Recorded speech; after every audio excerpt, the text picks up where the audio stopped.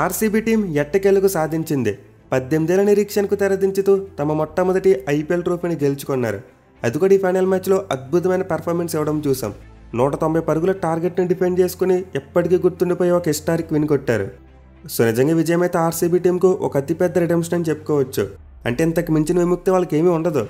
అసలు ఎన్నిసార్లు ప్రయత్నించారు, ఎన్ని రకాలుగా ట్రై చేశారు, ఎంతమందితో అవమానాలు పడ్డారు. నిజంగా ఫ్రాంచైజీస్ ఉండే లీగ్స్ అన్నింటిలో ఆర్సీబీ టీం పడిన కష్టాలు ఇంకే ఫ్రాంచైజీ కూడా పడి ఉండదు. పర్టికులర్గా సీజన్కి వాళ్ళ మీద ట్రోల్స్ పెరిగిపోతూనే ఉన్నాయి. ఈసారి కప్ నమ్ముదంటూ రావడం, బట్ గెలవలేకపోవడం, ఇదే చూస్తూ వచ్చాం. కానీ ఈసారి మాత్రం నిజంగానే స్టేట్మెంట్ను సాకారం చేసుకున్నారు. ఈసారి ఆర్సీబీ టీం కప్పు కొట్టుపడేసిందే. సో కప్పు గెలిచిన తర్వాత ఆ సెలబ్రేషన్స్ గురించి, ఎమోషన్స్ గురించి నేను ప్రత్యేకంగా చెప్పనవసరం లేదనుకుంటున్నా. నిజంగా ప్రతి చోట కూడా ఆ సంబరాలు చూస్తున్నాం. ఈవెన్ మారుమూల విలేజెస్లో కూడా చేసుకుంటున్నారు. అసలు మన టీమిండియా వరల్డ్ కప్ గెలిస్తే ఏ రేంజ్లో సంబరాలు ఉంటాయో ఆల్మోస్ట్ అదే రేంజ్లో సంబరాలు చేసుకుంటున్నారు. అయితే దీని అంతటికీ ఒకే ఒక్క ప్లేయర్ రీజన్, అతనే the king Virat Kohli. RCB team ఈరోజు స్టేజ్లో ఉందంటే దానికి ప్రధాన కారణం కేవలం కోహ్లీ మాత్రమే. బ్రాండ్ వాల్యూ రావడానికైనా సరే, ఫ్యాన్ బేస్ పుట్టడానికైనా సరే, ఇంకేదైనా సరే విరాట్ కోహ్లీ వల్లే ఆర్సీబీ టీం కింద ఫేమ్ వచ్చింది. అండ్ దీనివల్లే వాళ్ళు ఫైనల్ గెలిచిన తర్వాత చూసాం అన్ని కెమెరాస్ కూడా విరాట్ కోహ్లీ వైపే తిరిగాయి. ఇన్ఫాక్ట్ ఆర్సీబీ టీం ఎప్పుడైతే మ్యాచ్ గెలిచిందని కన్ఫర్మ్ అయిపోయిందో, అంటే లాస్ట్ 4 balls ఉండగా మ్యాచ్ గెలిచారని చెప్పి కన్ఫర్మ్ అయిపోయింది. అండ్ ఆ టైంలో చూసాం కెమెరాస్ అన్ని విరాట్ కోహ్లీ వైపుకి తిరిగాయి. అండ్ దెన్ అతని ఎమోషనల్ ఫేస్ నిజంగా ఏడ్ చేశాడు. సో ఆర్సీబీ టీం సాధించిన విజయం అయితే truly dedicated to Virat Kohli.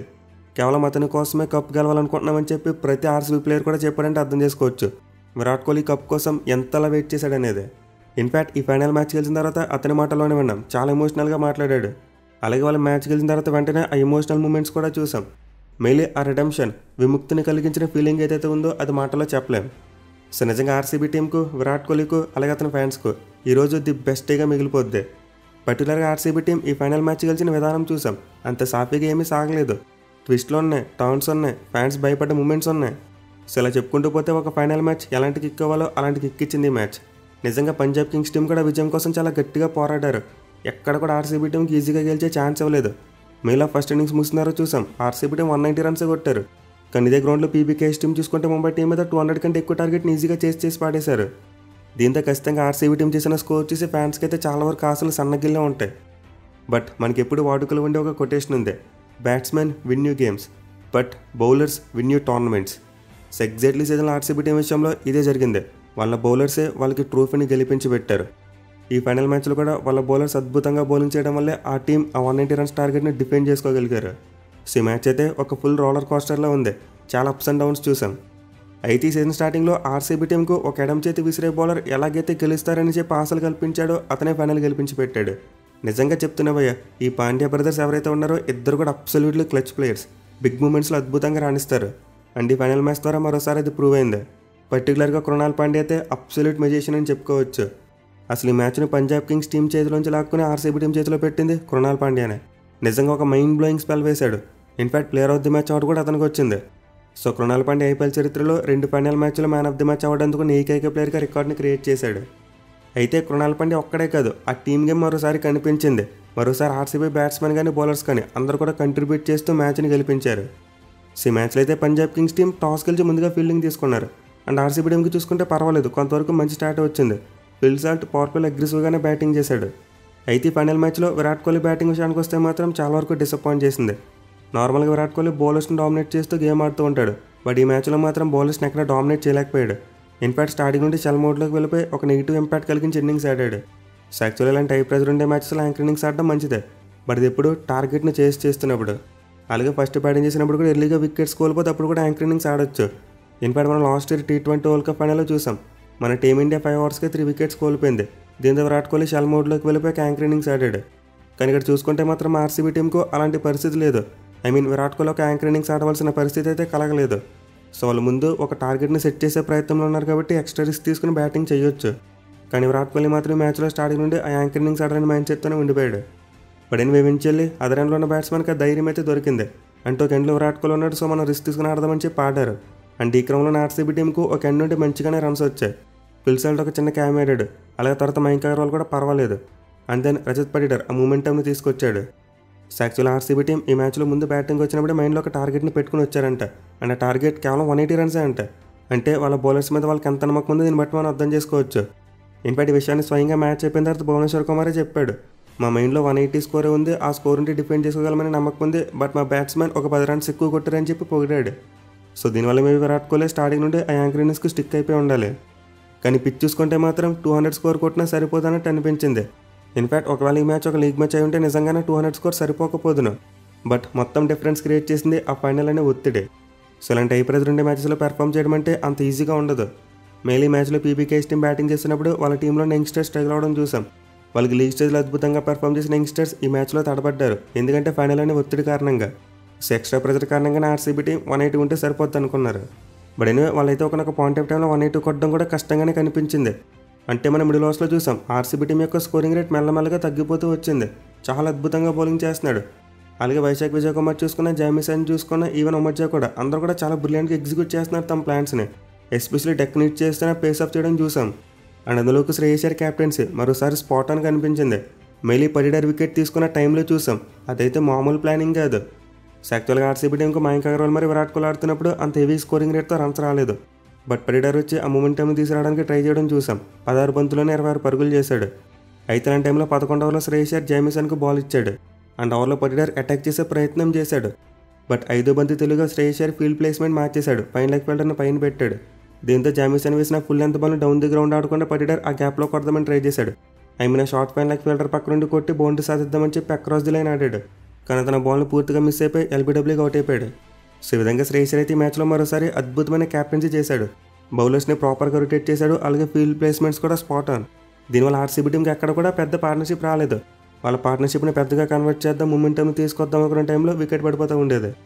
But anyway వాళ్ళకైతే 190 స్కోర్ వచ్చేలా చేసింది మాత్రం జితేష్ శర్మ. అసలు ఏమన్నా క్యామ్ ఇన్నింగ్స్ ఆడాడు భయ్య. 10 బంతుల్లో 24 రన్స్ కొట్టాడు. అది కూడా విరాట్ కోహ్లీ అవుట్ అయిపోయిన తర్వాత ఆర్సీబీ ఫ్యాన్స్ అంతా డౌన్ అయిపోయారు. ఎందుకంటే కోహ్లీ స్లోగా ఆడినప్పటికీ చివరిలో కొడతాడని తెలుసు. మనం T20 వరల్డ్ కప్ ఫైనల్లో కూడా చూసాం. ఆ 15-16th ఓవర్ వరకు స్లోగా ఆడాడు, బట్ ఆ తర్వాత రెచ్చిపోయడం చూసాం. దీంతో ఈ మ్యాచ్లో కూడా అలాంటిది రిపీట్ చేస్తాడని చెప్పి ఫ్యాన్స్ ఎక్స్పెక్ట్ చేశారు. కానీ అనూహ్యంగా కోహ్లీ ఉమర్జా వేసిన ఒక షార్ట్ బాల్కి దొరికేశాడు. మీలా క్యాచ్ పట్టిన విధానం చూసాం, బ్రిలియంట్గా పట్టాడు ఉమర్జా. సో వికెట్ పడిన తర్వాత అయితే గ్రౌండ్ మొత్తం పిన్ డ్రాప్ సైలెన్స్ చూసాం. బట్ జితేష్ శర్మ బ్యాటింగ్ వచ్చి మొత్తం ఒక ఊపు ఊపేశాడు. అసలు విరాట్ కోహ్లీ అవుట్ అవడమే మంచిదైంది అని ఫీలింగ్ వచ్చేలా బ్యాటింగ్ చేశారంటే అర్థం చేసుకోవచ్చు జితేష్ శర్మ ఏ రేంజ్లో కొట్టాడు అనేది. ఎస్పెషల్లీ వికెట్ కీపర్ పై నుంచి ఒక షాట్ కొట్టాడు సిక్సర్, అదైతే మైండ్ బ్లోయింగ్. ఇన్ఫాక్ట్ తర్వాత ఎగ్జాక్ట్లీ దానికి ఆపోజిట్గా మళ్ళీ డౌన్ ది గ్రౌండ్ సిక్సర్ కొట్టాడు. సో నిజంగా విరాట్ కోహ్లీ వికెట్ పడిన తర్వాత 17వ ఓవర్ ఏదైతే ఉందో ఆర్సీబీ టీంకు ఒక బిగ్గెస్ట్ టర్నింగ్ పాయింట్ అని చెప్పుకోవచ్చు. వాళ్ళ స్కోర్ 190 దాటడానికి, అలాగే మ్యాచ్ గెలవడానికి ఇది మొదటి మెట్టుగా చెప్పుకోవాలి మనం. ఈవెన్ ఈ మ్యాచ్లో ఫార్మర్ లివింగ్స్టన్ కూడా ఒక మంచి ఇన్నింగ్స్ ఆడడం చూసాం. 15 బంతుల్లో 25 రన్స్ చేశాడు. సో మీరు ఒకసారి ఆర్సీబీ బ్యాటింగ్ చూసుకుంటే ఎవరు కూడా 50 కొట్టలేదు, అందరూ కూడా క్యామేస్ ఆడారు. ఒక విరాట్ కోహ్లీ మాత్రమే స్లో యాంకర్ ఇన్నింగ్స్. ఇన్ఫాక్ట్ చివరిలో రొమారీ షెఫర్డ్కి వచ్చి వెంటనే ఒక లైఫ్ దొరికింది, అండ్ లైఫ్ని యూటిలైజ్ చేసుకున్నాడు. ఒక 6 and 4 కొట్టాడు 19th ఓవర్లో. బట్ అయినా యాక్చువల్గా కేఎల్ జామీసన్ ఓవర్ తర్వాత ఆర్సీబీ టీంకి 200 వస్తుందేమో అనిపించింది. ఎందుకంటే ఓవర్ ముందు వరకు వాళ్ళ స్కోరింగ్ రేట్ బిలో 9 ఉండేది. బట్ ఎప్పుడైతే 17 ఓవర్లో 23 రన్స్ వచ్చాయి, వాళ్ళ స్కోరింగ్ రేట్ 10కి టచ్ అయిపోయింది. దీంతో 200 ఈజీ అనుకున్నాం. కానీ చివరి ఓవర్లో హర్షదీప్ సింగ్ అద్భుతంగా బౌలింగ్ చేశాడు.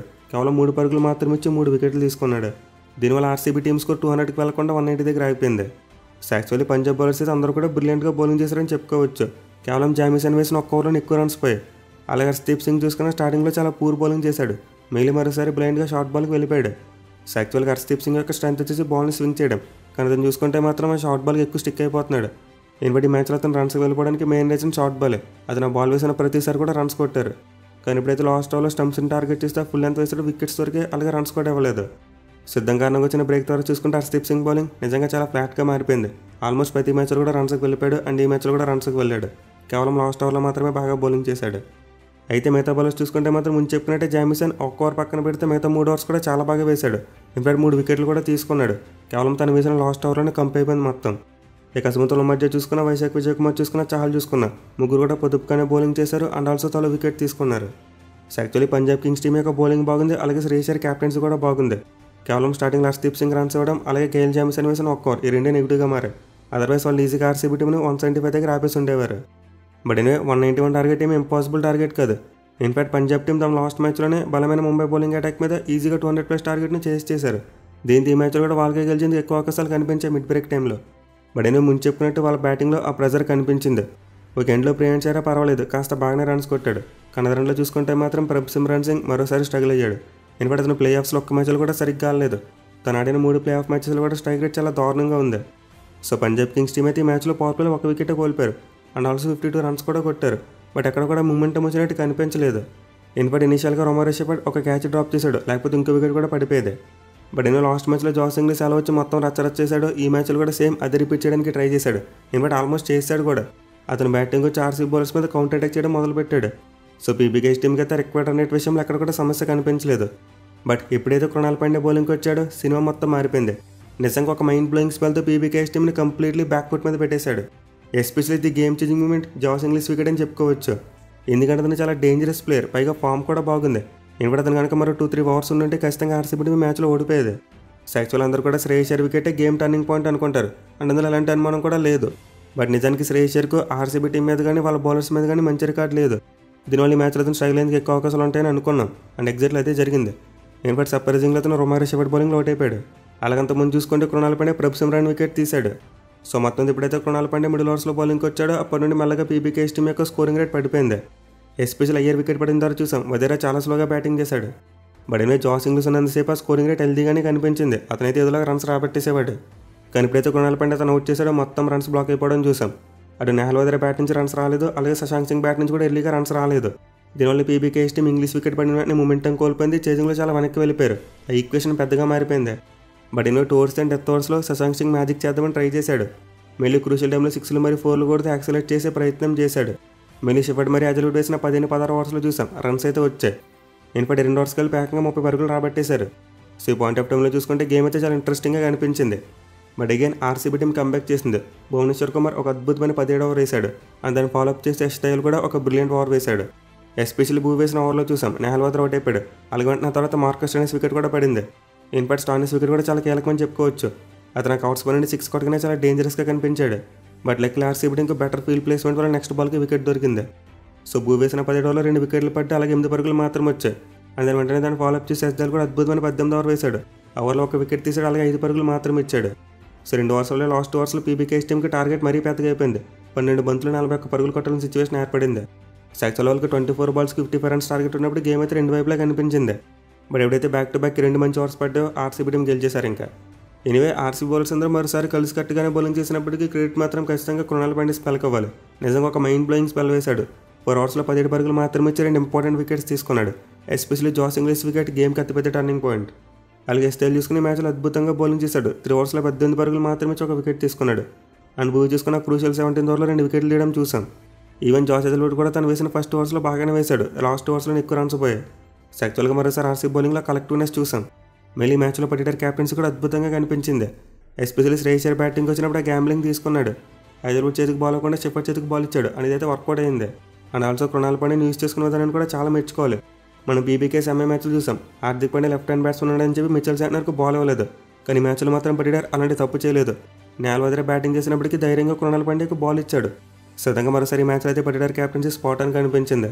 ఈవెన్ వాళ్ళ ఫీల్డింగ్తో పాటు క్యాచింగ్ కూడా చాలా అద్భుతంగా కనిపించింది. స్టార్టింగ్లో ఒక క్యాచ్ డ్రాప్ చేసినప్పటికీ ఆ తర్వాత ఫిల్సల్ట్ ఒక బ్రిలియంట్ క్యాచ్ తీసుకున్నాడు. అండ్ ఆల్సో లివింగ్స్టన్ కూడా ఇంగ్లీష్ క్యాచ్ని ప్రాపర్గా జడ్జ్ చేసి పట్టుకోవడం చూసాం. యాక్చువల్గా ఆర్సీబీ టీం మరోసారి ఈ మ్యాచ్లో కంప్లీట్ టీమ్ ఎఫర్ట్ పెట్టారు. దీనివల్ల పంజాబ్ కింగ్స్ టీంలో నుంచి ఫస్ట్ టైం కప్ కొట్టడం జరిగింది. సో డెఫినెట్లీ సీజన్లో ఆర్సీబీ టీం ఆడిన విధానానికి ఖచ్చితంగా వాళ్ళైతే కప్ని డిజర్వ్ అయి ఉన్నారు. మొత్తం అన్ని డిపార్ట్మెంట్స్లో కూడా అద్భుతంగా రాణించిన టీం అదే. మరి మీరు ఆర్సీబీ టీం గెలిచిన తర్వాత ఎలా ఫీల్ అయ్యారో కింద కామెంట్ చేయండి. అలాగే మీరు విజయాన్ని ఎలా సెలబ్రేట్ చేసుకున్నారో కూడా కింద కామెంట్ చేయండి. Thank you for watching. Have a nice day.